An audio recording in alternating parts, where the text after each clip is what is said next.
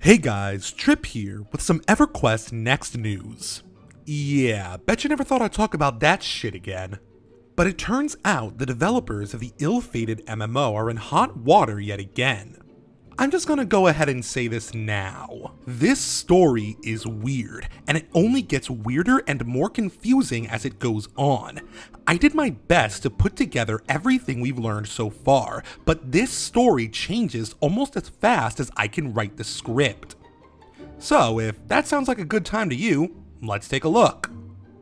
So it turns out Columbus Nova, the shady parent company that owns Daybreak Games, has been caught up in the recent Russian sanctions by the US. Put simply, Columbus Nova is owned by the Renova Group, which in turn is owned by a Russian oligarch named Viktor Vekselberg. Vekselberg is the fourth richest man in Russia, with close ties to the Kremlin. Since at least 2010, he's been tasked with creating a sort of Russian Silicon Valley in an effort to modernize the nation's economy. Earlier this month, he was targeted by US sanctions, preventing him from doing business in the country. So what does this mean for EverQuest, PlanetSide, and H1Z1? Well, it's not entirely clear. One could presume that if this guy is barred from doing business in America, that this includes Columbus Nova and Daybreak Games. Whether this means the company will shut down or if they'll be able to sever ties with their Russian owners remains to be seen. For those that don't remember, Daybreak Games is the remnant of Sony Online Entertainment. Perhaps best known for EverQuest and Star Wars Galaxies, I remember them as the shady company that tried to sell us EverQuest Next, a game that never existed but many of us paid for anyway. I made a few videos on the EverQuest Next saga. It's actually one of the things that got me into YouTubing to begin with.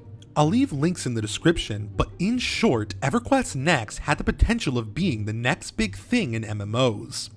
The ideas presented by this game could have revolutionized the genre, creating a truly dynamic, free-form sandbox experience with infinite opportunities for adventure. Not only were these ideas innovative, but many of them were feasible and well within the scope of reality. But at the end of the day, EverQuest Next was nothing but vaporware. Whether the game was a hoax from the start remains unclear, but many speculate that SOE pitched the game to increase their value toward potential investors. They may have had every intent on actually working on the game once they were sold, but Columbus Nova had no interest in such a high-risk product and cancelled it. SOE, now known as Daybreak, kept us in the dark for over a year, assuring us the game was coming and encouraging us to spend money on it. Of particular note was a Minecraft clone called Landmark. Landmark was pitched to us as the foundation for EverQuest Next.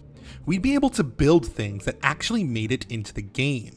We could make money selling homes or even entire dungeons to players once the game launched. Most importantly, by buying Landmark, we were told we'd be funding EverQuest Next. This illusion continued long after the MMO went dark, and no attempt was made to clarify these claims.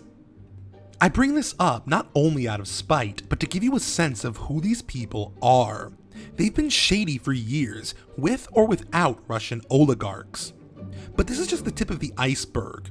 As Massively OP reports, Daybreak is actually trying to deny any connection to Columbus Nova at all, despite being owned by them. Instead, they're claiming every reference to Columbus Nova over the past 3 years has just been an honest mistake. According to them, they're not affiliated with Columbus Nova at all, but with a man named Jason Epstein who owns Daybreak in full. Coincidentally, Jason Epstein is an executive at Columbus Nova. According to his LinkedIn page, Epstein left Columbus Nova in 2017, but he still has a page on their official website, listing him as a managing partner. In fact, his own biography states that he serves as the chairman for Daybreak Games as part of his duties at Columbus Nova. Confused yet? Well, I think that's the idea. There's some grade A gaslighting going on at Daybreak right now. Putting it simply, they're claiming they're not owned by a Russian oligarch when they're clearly owned by a Russian oligarch. But wait, there's more. Daybreak is so desperate to erase their obvious connections to Columbus Nova that they've deleted a 2015 press release where they explicitly say they've been sold to Columbus Nova. Luckily, I still have a copy of the press release. I'll leave a link in the description.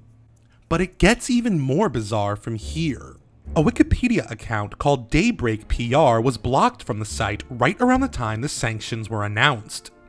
They were caught trying to edit Daybreak's Wikipedia page to reiterate the claim that Jason Epstein has always run the company on his own. Now I know what you're thinking. How can Daybreak be stupid enough to edit their own Wikipedia page under their own name? This could easily be a troll, right? Well, my friends on Reddit looked into that.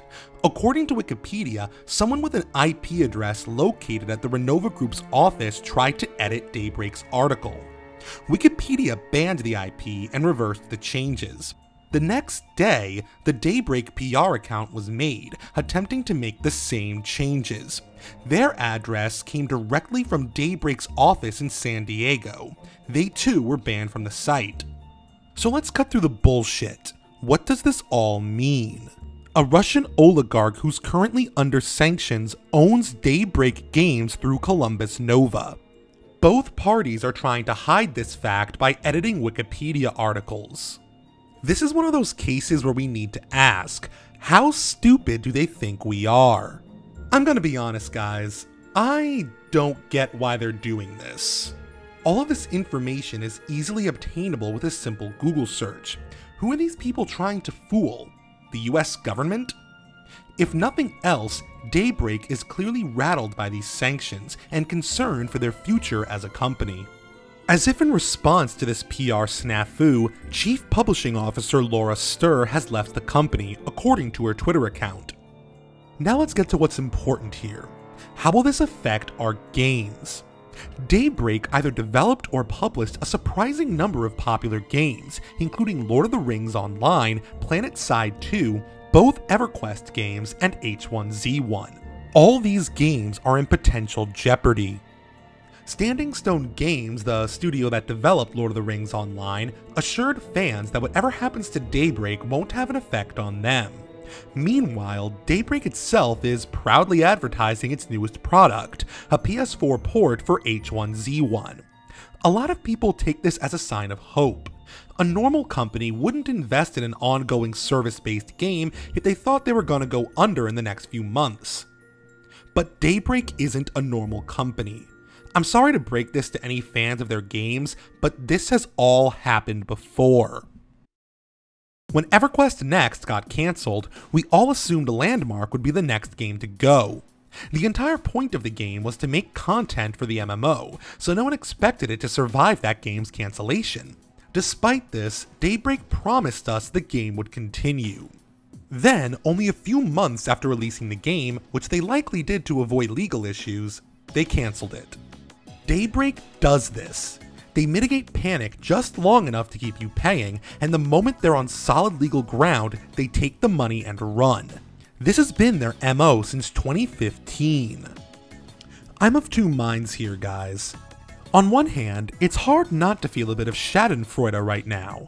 Daybreak has spent the last few years dismantling its own reputation. I feel no sympathy for a company that exploits, tricks, and manipulates its player base. On the other hand, I don't want us to lose sight of the potential victims here, the consumers. Regardless of how I feel about this company, their games matter to a lot of people. EverQuest alone has a legacy that's lasted almost as long as I've been alive. The worst part is that most of their games require an online connection. If Daybreak goes under, there's a big chance these games will be lost forever. At the end of the day, no one's really sure where these sanctions leave us. At the very least, Daybreak isn't doing anyone any favors with their clumsy attempts to rewrite history. The sooner they come clean with us, the sooner they really explain what's going on, the sooner we can come to a solution, or at the very least, achieve a sense of closure. But hey, that's just my opinion. Hey guys, Trip here. If you liked that video, why not watch some more? Hit hit that like button and make sure to share this video on Reddit and social media. Have you ever wanted to wear my face like a grizzly pelt? Well, check out Rage On. There you'll find all sorts of psychotrip merchandise to satisfy your grim needs. Unfortunately, I am not an oligarch and lack the money to fund my schemes. Together, we can fix this. Thanks for watching, and I'll see you next time.